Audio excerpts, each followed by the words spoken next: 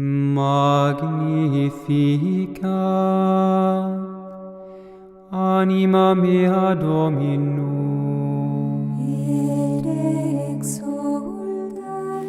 En nombre del Padre, del Hijo y del Espíritu Santo. Amén. Queridos hermanos, aquí Padre Michel Bonifaz, los saludo y bendigo. Hoy quiero hablarles de un asunto importante en nuestra vida espiritual. Me apoyo en el Catecismo de Vida Espiritual del Padre Gabriel de Santa María Magdalena Carmelita. Hoy vemos el capítulo 8, el director espiritual. En las charlas anteriores hemos visto cómo Dios Trinidad nos santifica, nos salva mediante su Hijo encarnado, Jesucristo. Y Jesucristo nos comunica su salvación mediante la Iglesia y los santos sacramentos. Y claro, la Virgen también, Madre, tiene un papel muy importante. Después tenemos otro medio, además de la Iglesia, de la predicación, de la formación cristiana, de los santos sacramentos que nos comunican la salvación de Cristo. Tenemos otros medios que nos ayudan.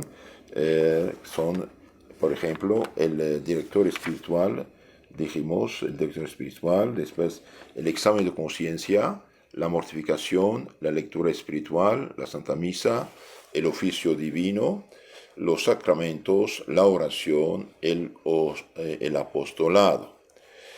Hoy vemos este tema del director espiritual. Bien, ¿quién es el director espiritual? El director espiritual es el sacerdote que asume el cuidado de dirigir al alma por los caminos de la perfección, por los caminos de la santidad. Es necesario el director espiritual. La tradición cristiana de muchos siglos, recuerda el Papa León XIII, proclama unánimemente la necesidad de la dirección espiritual. Esta necesidad proviene del deber de santificarse en la Iglesia y por lo tanto bajo su dirección y con su ayuda. Se ejerce esa dirección sobre nuestra vida espiritual y se nos ofrece esta ayuda precisamente mediante el director espiritual. Yo sé, muchos no tienen director espiritual y esto se hace en parte, cuando es posible, en la confesión. Cuando el sacerdote nos, además de perdonar en nombre del Señor nuestros pecados, nos aconseja, nos guía, nos dice de alejarnos, por ejemplo, de tal ocasión de pecado, rezar tal cosa, etc. ¿Es el director espiritual el guía principal del alma? Bien, no.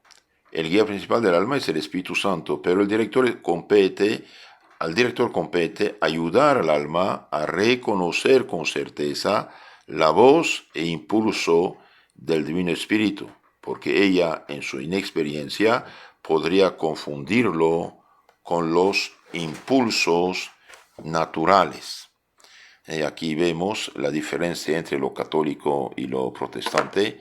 El protestante pretende ser guiado directamente por el Espíritu Santo y cada quien toma sus sueños, sus pequeñas ideas como voz del Espíritu Santo y funda su secta, etcétera, etcétera. Entonces, sí, el Espíritu Santo influye, pero al director compete ayudar al alma a reconocer con certeza la voz e impulso del Divino Espíritu, porque ella, en su inexperiencia, el alma inexperimentada, podría confundir la voz del Espíritu Santo con los impulsos naturales, incluso con a veces sugerencias diabólicas también. ¿Debe el director espiritual ser uno solo? Evidentemente es de desear que un mismo sacerdote pueda dirigir al alma, si no durante toda la vida, al menos durante un lapso de tiempo notable. A los hombres, en efecto, se les conoce mejor cuanto más se les trata. Sin embargo, esto no es siempre posible, y ni siquiera indispensable, porque el principal guía del alma es el Espíritu Santo, el cual puede dar seguridad al alma a través de sucesivas voces humanas. De ahí que si alguien, por las circunstancias en que vive, no puede hallar un director permanente, no debe turbarse por ello. Basta que en su vida espiritual no tome decisión alguna de importancia sin el control serio de un sacerdote prudente, avisado. Es oportuno, sin embargo, que procure en cuanto le sea posible una dirección única. Cuando uno consulta al mismo médico, el médico después de unos experimentos detecta cuál es el problema y qué medicina tomar. Entonces, normalmente debería ser uno el director, pero si no se puede, se cambia cuando uno va a otro lugar, etcétera, etcétera. ¿Excluye esta dirección única la intervención de otros distintos directores? De ningún modo. La unicidad del director se ha de entender en el sentido de un sacerdote único a cuya resolución se remite la responsabilidad de las decisiones definitivas en la vida espiritual. Y esto no excluye en modo alguno la libertad de aconsejarse con algún otro, de someterle a algún caso más urgente. Esto vale especialmente cuando no se tiene facilidad de recurrir cómodamente al director. Ningún director podrá llevar a mal tal recurso a otros, excepto en casos en que por motivos especiales esto se mostrase nocivo al alma, como puede suceder fácilmente a los escrupulosos. Está entonces en manos del director de desaconsejar delicadamente esos recursos o también, si fuese necesario, prohibirlos. Entonces, la persona escrupulosa está enferma, necesita de una dirección firme. La dirección espiritual, por lo demás, no excluye la intervención de otro en la obra de educación, aunque sea religiosa, de la persona que es controlada y ayudada por el director espiritual. Antes bien, ha de tener en cuenta los deberes que el alma por él dirigida carga sobre sí, por educación que recibe de otros con vistas a su reformación humana, deberes que no le toca a él suprimir o cambiar. Otra pregunta, ¿cuál es entonces el campo determinado en que se ejerce propiamente la dirección espiritual? Bien, la dirección espiritual se ejerce precisamente en el campo de la conciencia, es decir, ayuda al alma a reconocer lo que el Señor quiere de ella, sea con vistas a cumplir meramente su estricto deber, sea para corresponder plenamente a las invitaciones divinas, las cuales, por otra parte, en un sentido más amplio se pueden llamar deberes espirituales. Por tanto, la dirección espiritual, más bien que crear nuevos deberes, debe ayudar a reconocer los ya existentes y que se originan de fuentes diversas, de los preceptos de Dios y de la Iglesia, de las obligaciones del propio Estado, de las circunstancias externas en que se desarrolla la vida y, en fin, también de los impulsos internos que puede un alma sentir y que la incitan a una actuación más perfecta para hallar así una intimidad más profunda con Dios. Esos impulsos que con frecuencia siente reparo el alma de comunicar a otro que a su director espiritual y que a nadie, ni siquiera al superior religioso, puede exigir que les sean manifestadas, constituyen el campo principal de la dirección espiritual propiamente dicho. Repito este párrafo. Estos impulsos que con frecuencia siente reparo el alma en comunicar a otro que a su director espiritual y que nadie, ni siquiera el superior religioso, puede exigir que les sean manifestados, constituyen el campo principal de la dirección espiritual propiamente dicho.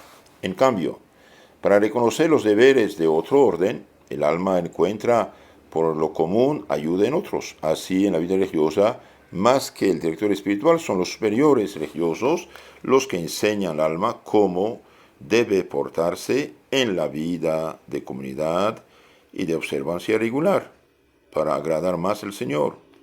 El director no tiene el derecho de suplantar a los superiores. El director no tiene derecho de suplantar a los superiores. Su oficio se reduce a ayudar al alma a cobrar conciencia más precisa de lo que el Señor, mediante los superiores, quiere de ella. Otra pregunta: ¿cómo podría pues ser definido el director espiritual? El director espiritual es el sacerdote, representante de la Santa Iglesia, que, en nombre de la Iglesia misma, ayuda al alma a reconocer los impulsos del Espíritu Santo, que la mueve y guía hacia el cumplimiento perfecto de todos sus deberes, así hacia la santidad. Debe esforzarse por ser instrumento del Espíritu Santo en el gobierno de las almas. Entonces, el director espiritual es el sacerdote, representante de la Iglesia, que en nombre de la Iglesia misma ayuda al alma a reconocer los impulsos del Espíritu Santo, que la mueve y guía hacia el cumplimiento perfecto de todos sus deberes y hacia la santidad. Debe esforzarse por ser instrumento del Espíritu Santo en el gobierno de las almas. ¿Cuáles son los oficios del director espiritual? Debiendo ser el director instrumento del Espíritu Santo en el gobierno de las almas, dado que todo instrumento debe, en cuanto tal, permanecer bajo el influjo de la causa principal, la condición previa para el buen ejercicio de la dirección de las almas habrá de ser que procure mantener toda su actividad bajo el divino influjo. Esta su actividad luego consistirá no ya en querer modelar el alma según sus concepciones personales, sino más bien en examinar cuál es el camino por el que Dios llama al alma, por él dirigida, y en cuidar de que ella corresponda a los divinos llamamientos. Entonces, el director principal es el Espíritu Santo. Dios da luces y el sacerdote ayuda a discernir y después ayuda a esta alma a cumplir lo que Dios le inspira, conforme a la doctrina de la Iglesia de Cristo. ¿De qué modo ha de procurar el director permanecer bajo el flujo divino? El director procurará mantenerse bajo el flujo divino de un modo general, cuidando de intensificar cada vez más su vida de unión con Dios por medio de la plegaria y de la pureza de corazón, de un modo especial en la práctica misma de la dirección, estudiándose por conservar una total pureza de intención en todo su obrar, evitando por eso cuidadosamente cualquier segunda intención humana que conduciría fatalmente a alguna desviación de sus esfuerzos. Aleje, por tanto, con solicitud toda búsqueda de satisfacción o complacencia propias, sea en el trato con las personas, evitando curiosidades y conversaciones superfluas, sea en el esperar de ellas cualquier clase de retribución u emolumento, como son las alabanzas, los testimonios de afecto, lo mismo que los alivios materiales. Entonces debe buscar la santificación de la persona y no otra cosa. Y no prolongar conversaciones superfluas. Otra pregunta: ¿cómo se dará cuenta el director de lo que Dios quiere de un alma? El director podrá darse cuenta del camino por el que Dios lanza a un alma, no solo escuchando sus aspiraciones, sus deseos y sus planes, sino también considerando el modo efectivo como el alma se porta. bien en su trato con el Señor, bien en su comportamiento con el prójimo en las diversas circunstancias de la vida, así como también confrontando los resultados y frutos que el alma recoge de un modo de actuar. Le será también útil observar su índole y las cualidades psíquicas que la hacen más apta para una que para otra clase de vida espiritual. Por ejemplo, para la contemplativa mejor que para la activa, y en fin tendrá también en cuenta las circunstancias concretas de familia y de ambiente en que la persona vive y que pueden imponerle distintos deberes, todos ellos expresión de la voluntad de Dios sobre ella. ¿De qué modo podrá ayudar el director al alma a responder a los divinos llamamientos?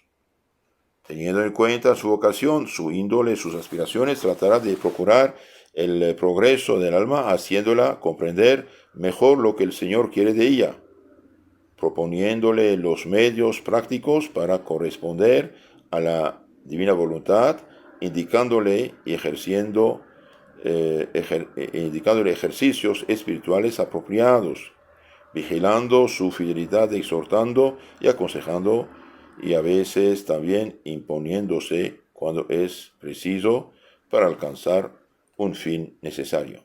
Asistirá al alma en sus dificultades, animándola e iluminándola, y la ayudará a ser fuerte en las tentaciones, indicándole los medios aptos para resistir, orando al Señor por ella.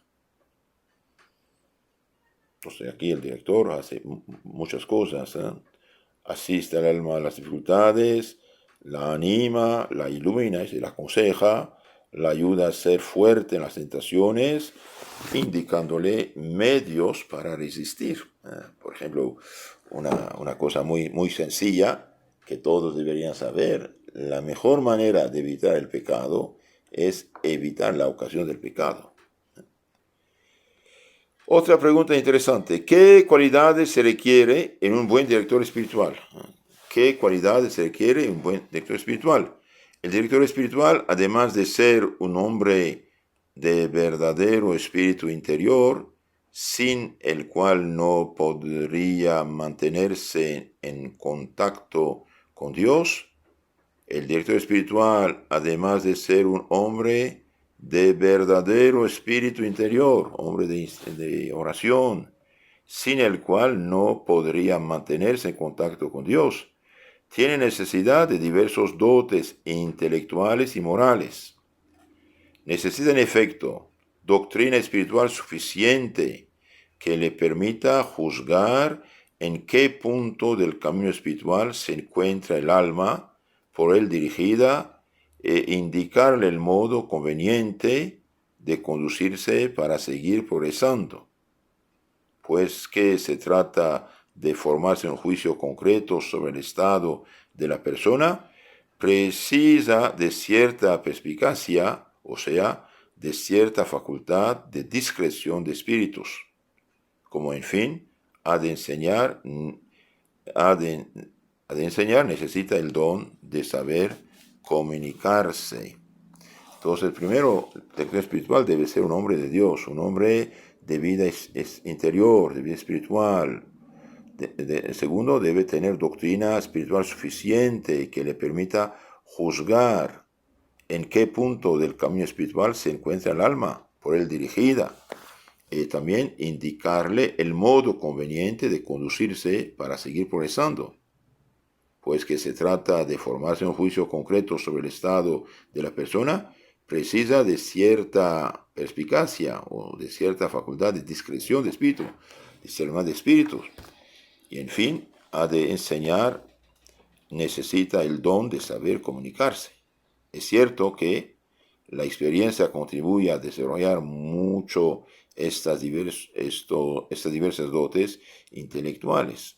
En cuanto a los dotes morales, tiene necesidad de mansedumbre. El director debe ser manso, dulce, amable, paciente, mansedumbre que facilita a las almas el acercarse a Él, pero unida a la firmeza precisa para saber gobernar a las almas sin doblegarse.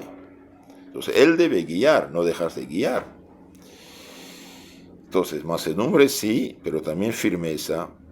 Deberá ser humilde, sabiendo ponerse al servicio de las almas, no queriendo prevenir al Señor con celo indiscreto y tolerando sin ensombrecer que el alma que lo necesita para su mayor tranquilidad se aconseje con otros. Entonces no debe ser celoso también, debe aceptar que el alma de vez en cuando consulte a otro cuando necesita. De la humildad unida a las necesarias dotes intelectuales nacerá en él luego la prudencia. ¿Cómo se debe escoger un director?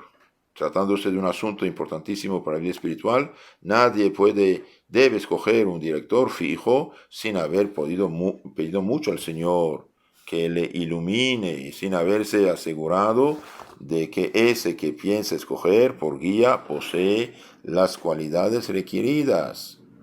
No es preciso que él mismo esté en situación de formular personalmente ese juicio.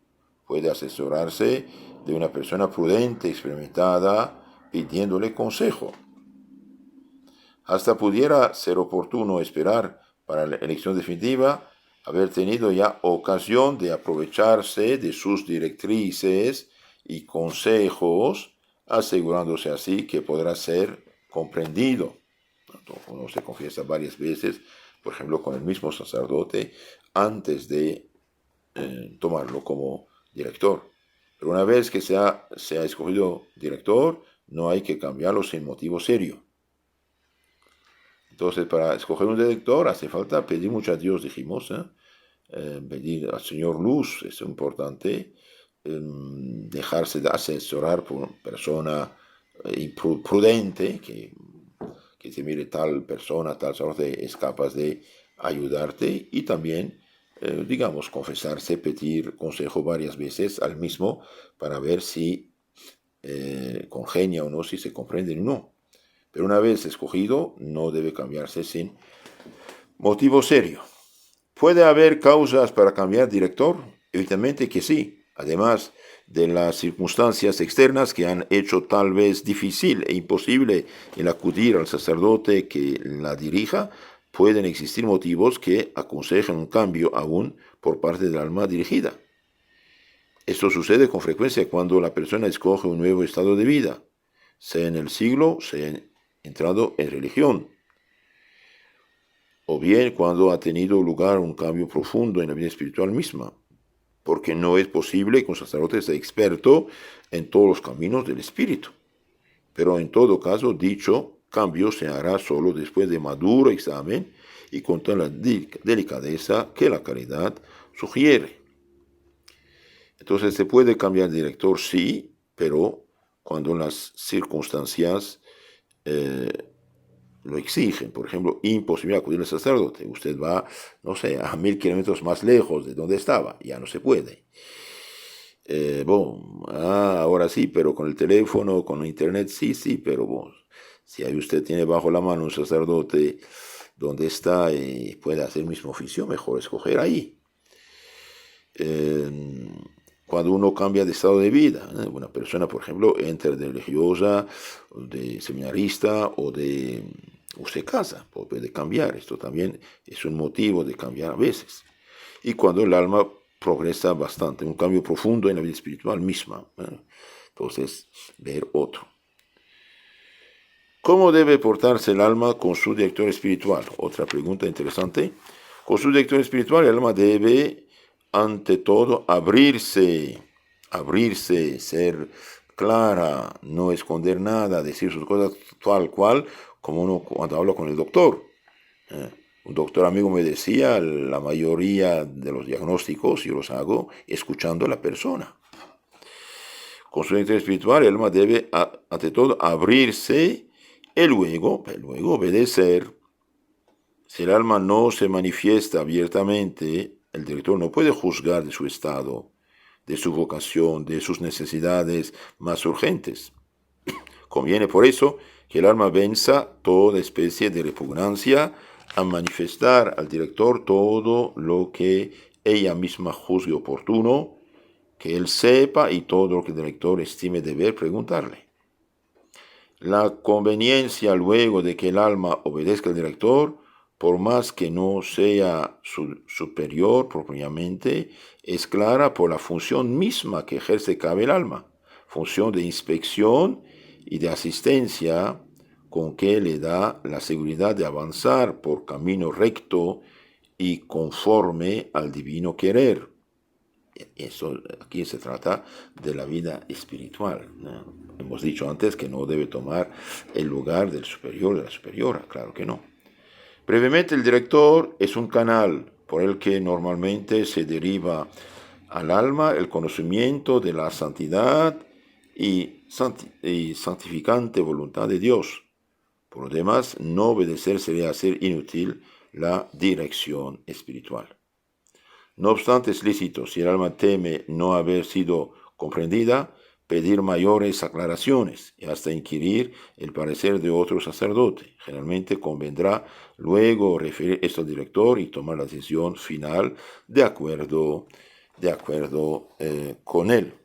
Ahora hay caso, por desgracia, una enfermedad espiritual peligrosa, lo que llamamos los escrupulosos. Y bien, los escrupulosos bien deben obedecer. Y a ellos se aplica esta frase, los escrupulosos al obedecer no pecan. Entonces, el que obedece no se equivoca. A los escrupulosos. Entonces, allí tienen que escuchar, hacer caso. ¿Por qué? Porque realmente son unos tremendos sofistas contra sí mismos. Tienen que escuchar, obedecer y no pensar 1000 veces en el asunto. Si Dios quiere, en la charla siguiente hablaremos esto de los escrúpulos, porque realmente es algo delicado, peligroso, y es una enfermedad, tenemos que sanar. Si Dios quiere, entonces en la próxima charla hablaremos de los escrúpulos. Que sus hermanos, si quieren conocer más mejor su fe católica, suscríbanse a nuestro canal Catecismo Católico Tradicional en YouTube y Telegram, y también el canal FSSPX Costa Rica, donde tenemos toda la fe de la Iglesia explicada. Magnificat anima mea Dominum.